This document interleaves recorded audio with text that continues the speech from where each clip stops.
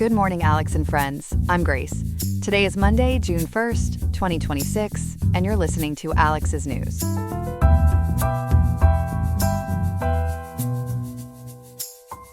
The high in Riverside today will reach 87.2 degrees, while the low will be 60.6 degrees, so please plan your day accordingly.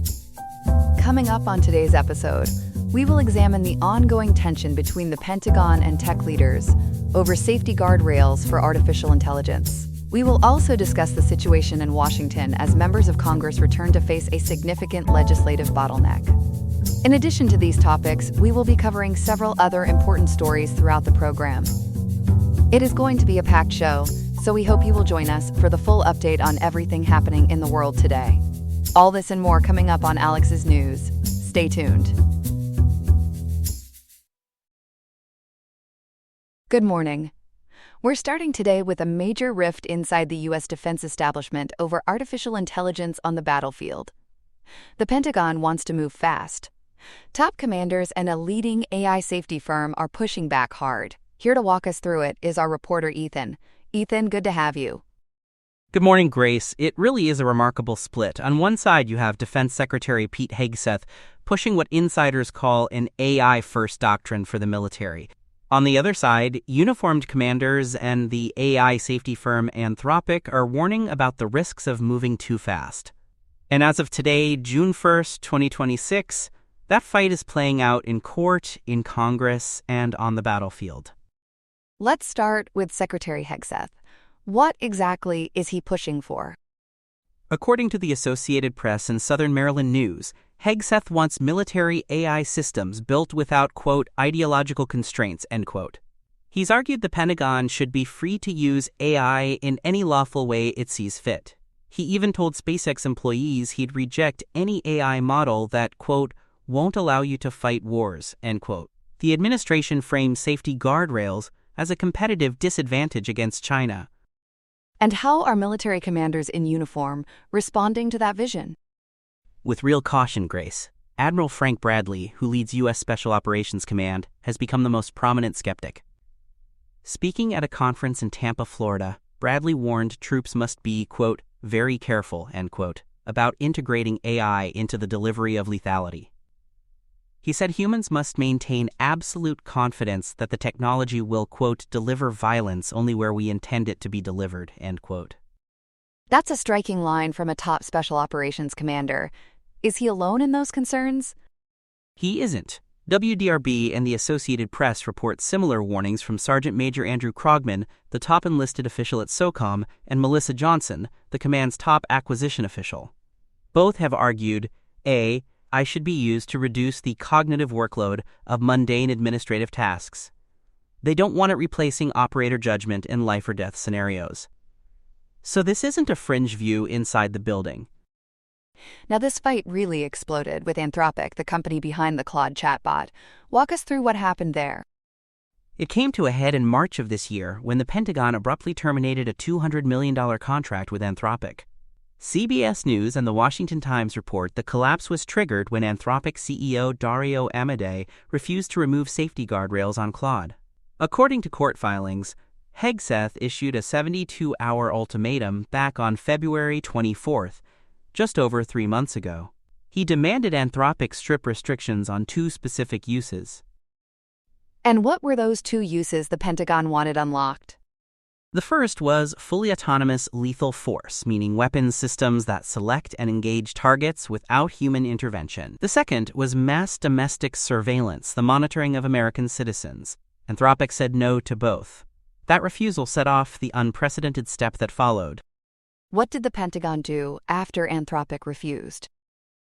It labeled Anthropic, a domestic American firm, a, quote, supply chain risk to national security, end quote, under 10 U.S.C. Section 3252. That designation has historically been reserved for foreign adversaries like Huawei or Kaspersky. It effectively barred any government contractor, including giants like Palantir or Amazon, from working with Anthropic. Hegseth publicly disparaged the company's guardrails as, quote, woke AI, end quote, that, quote, handcuffed, end quote, the American warfighter. That sounds like an extraordinary use of a national security tool against a U.S. company. Did the courts weigh in? They did, and dramatically. On May 29th, just 3 days ago, Judge Rita Lynn of the U.S. District Court for the Northern District of California issued a preliminary injunction blocking the supply chain risk designation. According to the Associated Press and legal analysts cited by Gemini News, the court found the government's actions likely amounted to illegal retaliation for protected speech. Judge Lynn called the Pentagon's move, quote, a masterclass in government overreach, end quote. Did the judge explain why she saw it as retaliation rather than a legitimate security concern? Yes. She pointed to internal memos suggesting the risk designation wasn't based on any technical vulnerabilities. Instead, she said, it was a, quote, retaliatory legal tool, end quote, meant to chill Anthropic's public stance on AI safety. Secretary Hegseth, who oversaw the rebranding of the Department of Defense to the Department of War late last year, fired back on X. He called the ruling a, quote, judicial ambush on national sovereignty, end quote. Is this the only court that's looked at the designation? No, there's a parallel case in the D.C. Circuit, docketed as number 26-1049. During oral arguments on May 19th, Judge Henderson described the supply chain risk designation as a, quote, spectacular overreach, end quote. The D.C. Circuit hasn't issued a final merits opinion yet, and the Ninth Circuit is currently holding the government's appeal in abeyance, so this legal fight is far from over. Let's talk about the technology itself. How well is military AI actually performing right now? That's where this debate gets very concrete, Grace. Lieutenant General Michael Conley, who heads Air Force Special Operations Command, said AI bots were successfully used to declassify intelligence during the Iran war. But other systems have shown dangerous inconsistencies. Leaked internal reports about Project Maven, also called the Maven Smart System, are particularly striking. It's currently used for targeting in sensitive regions. What do those Maven reports actually show? They show the AI's accuracy at identifying tanks drops from 60% in clear conditions to just 30% in snowy weather. That's a staggering fall-off for a system being used to guide lethal targeting. And NPR and Substack reports add another layer of concern. The Army has flagged worries about, quote, black box, end quote, systems from firms like Palantir. What's the problem with those black box systems? They offer recommendations for artillery strikes without explaining the underlying logic, so a commander gets a suggestion to strike a target, but no clear reasoning behind it. Army officials say that erodes the military chain of accountability. If something goes wrong, there's no way to trace why the machine made the call. That's a serious issue when you're talking about life and death decisions. With Anthropic out of the picture, who's filling that contracting gap? The Pentagon has pivoted to Google, OpenAI, and Elon Musk's xAI. xAI signed its own $200 million contract back in 2025.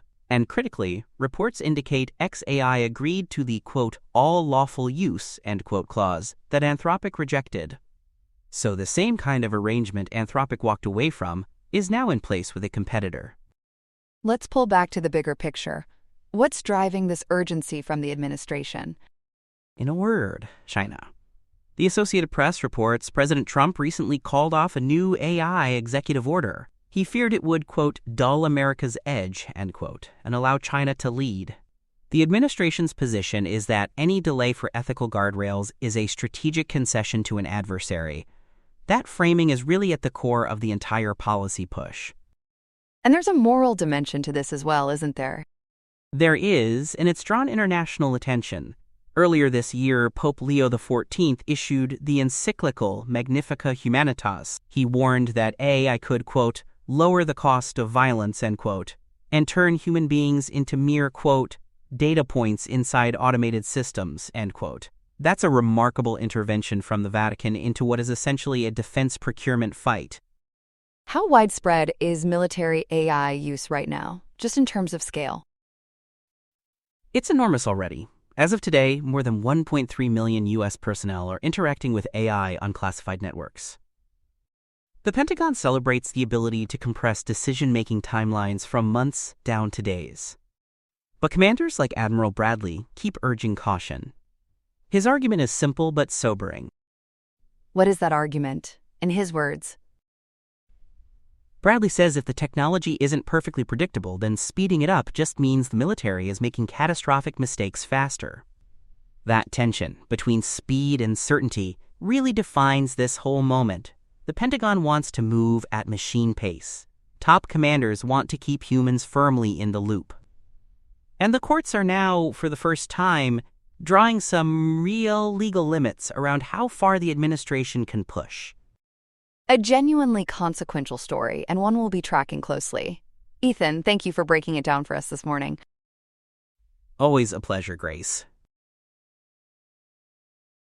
Welcome back. Congress is officially off Memorial Day recess as of today, and lawmakers are walking into one of the busiest legislative stretches of the year. With the FIFA World Cup just 10 days away and a stack of must-pass bills piling up, it's going to be a sprint. For more, we're joined by our congressional reporter, Chloe. Chloe, good morning. Good morning, Grace. It really is a pressure cooker on Capitol Hill right now. Members are juggling immigration funding, surveillance law, a farm bill, a highway bill, and a major privacy framework, all before the November elections. And looming over everything is the World Cup kickoff on June 11th, which is creating its own logistical crisis. So this is not your typical post-recess slow start. Let's start with what sounds like the centerpiece. There's a huge immigration funding package on the table, right?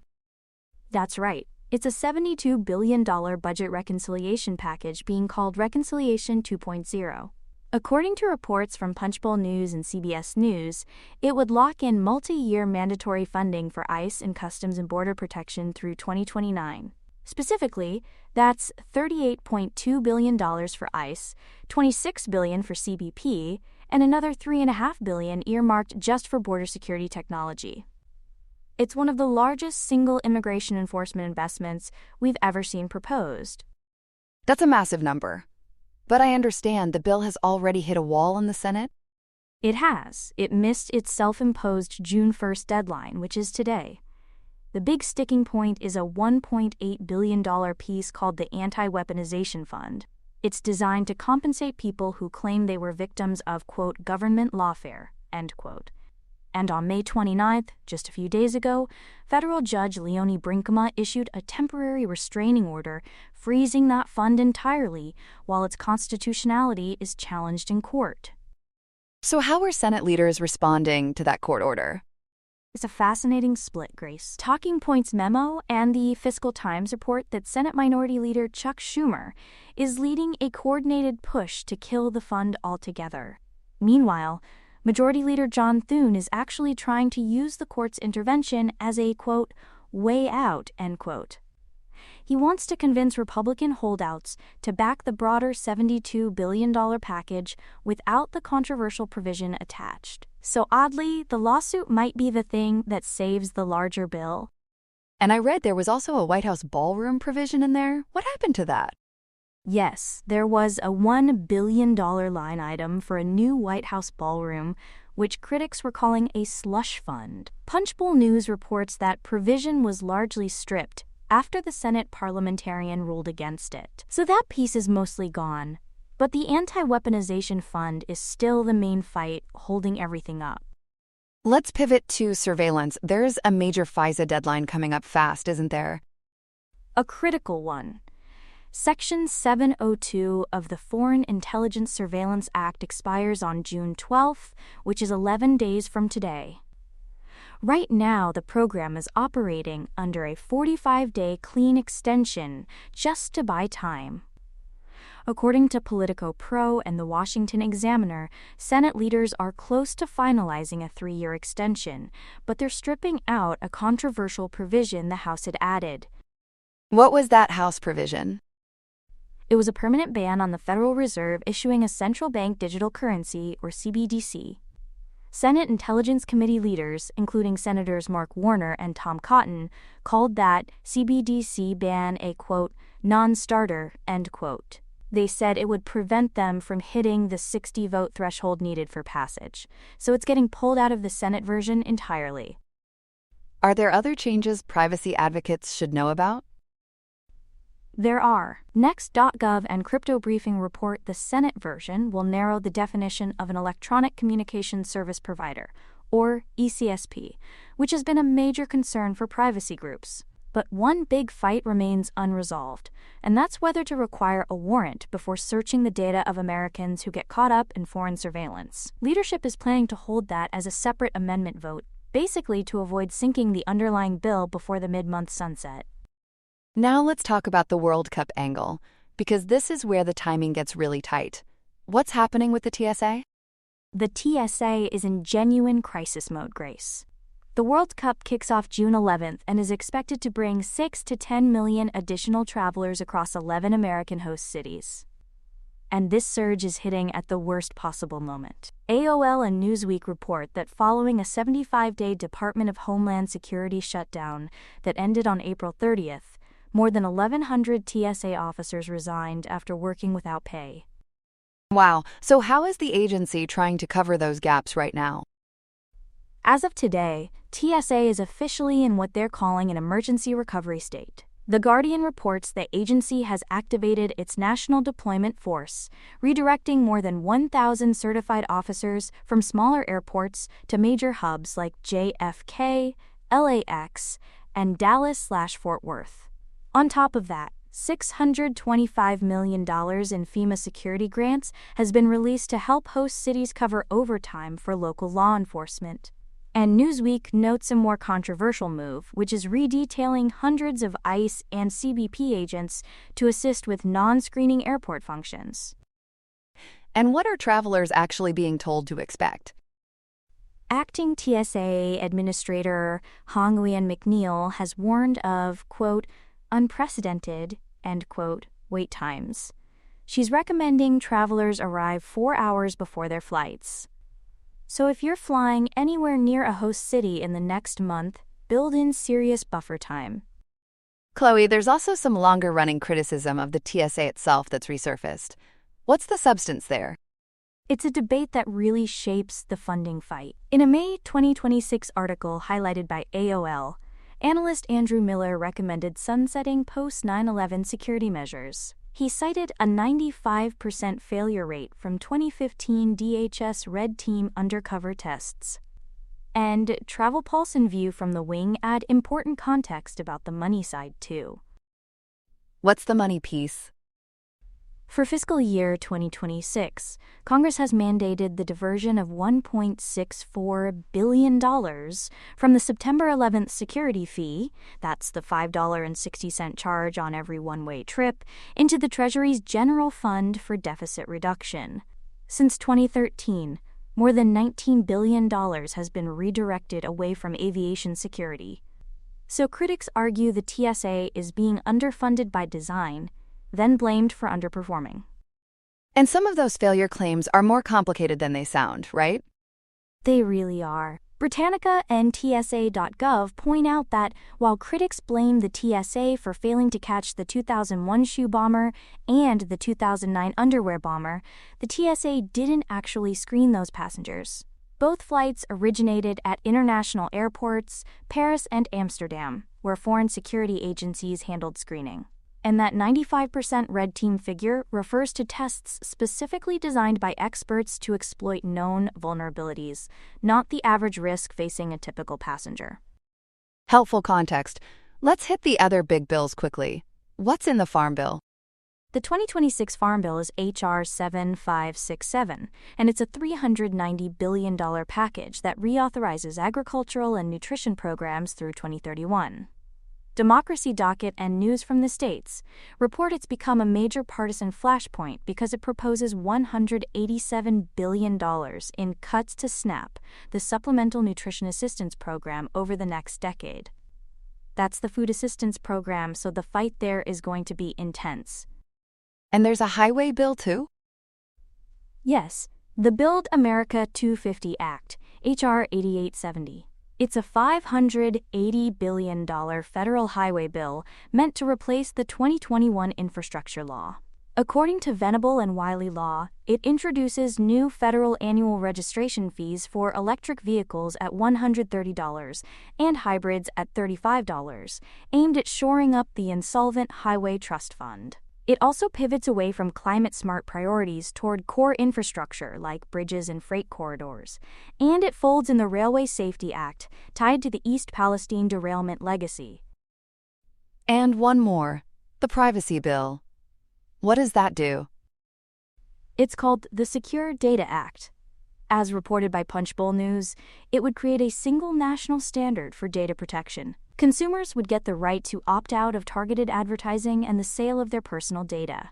And critically, it would preempt the current patchwork of state-level privacy laws, which is something the tech industry has wanted for years and some state regulators are pushing back on.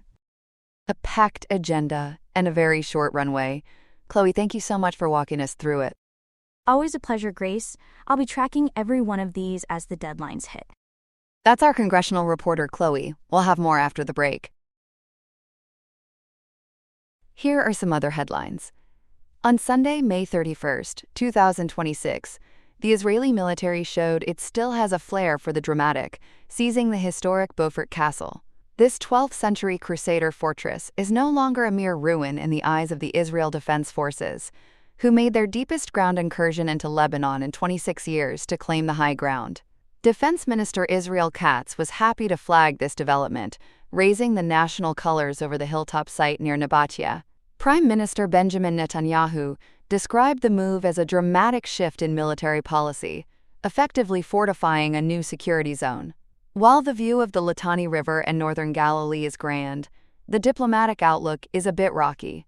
French Foreign Minister Jean-Noël Barrot is calling for an emergency United Nations Security Council meeting, warning that this deepening occupation is simply unacceptable.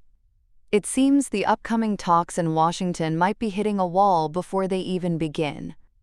Speaking of financial walls, the Board of Peace, chaired by Donald Trump, is having some trouble keeping its accounts balanced. Despite pledging $17 billion for Gaza's reconstruction, not a single cent has been deposited into the official World Bank-administered fund. Instead, the money is taking a detour through a private J.P. Morgan account, leaving many to wonder if the transparency is a bit bankrupt. While some funds have reached the office of High Representative Nikola Mladenov, large-scale infrastructure and a $100 million police training program are currently frozen out. Major donors like Saudi Arabia and Kuwait are withholding their multi-billion-dollar contributions, unwilling to bank on a system that lacks clear oversight. For now, the reconstruction effort remains in a state of administrative limbo, and the recovery timeline is looking a little overdrawn. Moving to health news, the situation in the Democratic Republic of Congo is becoming a bit of a viral sensation for all the wrong reasons. Confirmed Ebola cases have climbed to 282, and health officials are worried the outbreak is moving faster than they can catch it.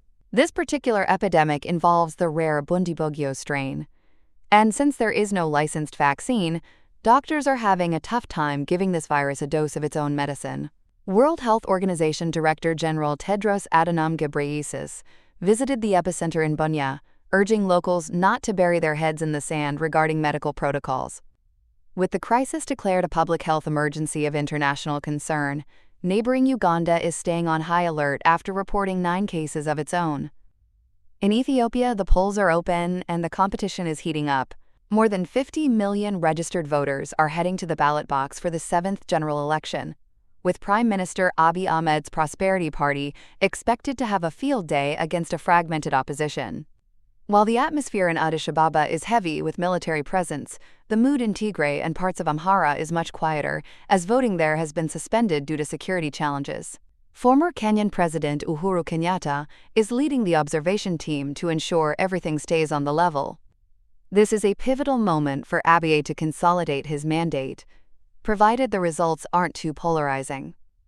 Finally, rescue workers in Laos are hoping to strike gold in their search for 2 missing villagers in a flooded cave. It has been nearly 2 weeks since the pair disappeared in Chaisambun province while searching for the precious metal. An international coalition of divers is working around the clock, though the monsoon rains are really putting a dampener on their efforts. 5 of the 7 original villagers have already been extracted, but the search for the final two has hit a snag thanks to a malfunctioning drainage pump. The team is now looking for air shafts to reach a suspected sixth chamber, hoping to bring this deep drama to a shallow end.